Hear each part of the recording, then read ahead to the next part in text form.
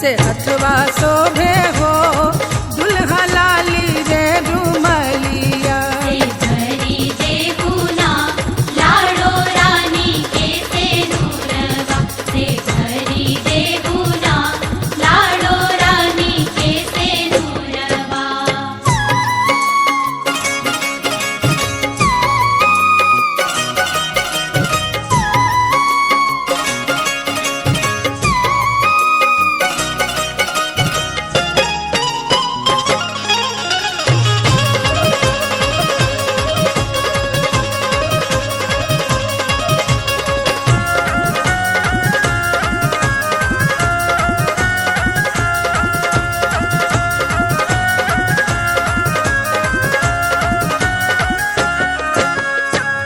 बेटी के मंडप बाबा करे कन्यादानवा, दुअरा पे बाजे लागल सातो रंग बजनवा।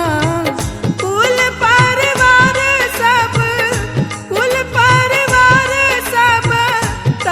तारो धनवा से मंग भरा हो, से मंग भरा हो पाहुन कर से निर्धनवा, से मांग भरा हो पाहुन कर से निर्धनवा। से धरी देहुना लाड़ो रानी के सेनुरवा, से धरी देहुना लाड़ो रानी के सेनुरवा।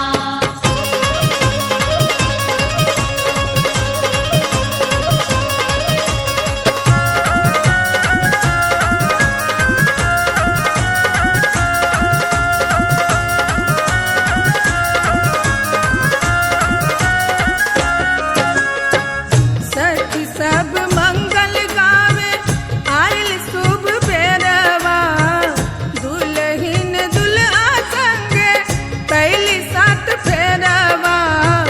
जुग जुग बनल रहे, जुग जुग बनल रहे बेटी के सुहागवा। से चली जइहे ना, से चली जइहे ना बेटी अपन ससुररिया, से चली जइहे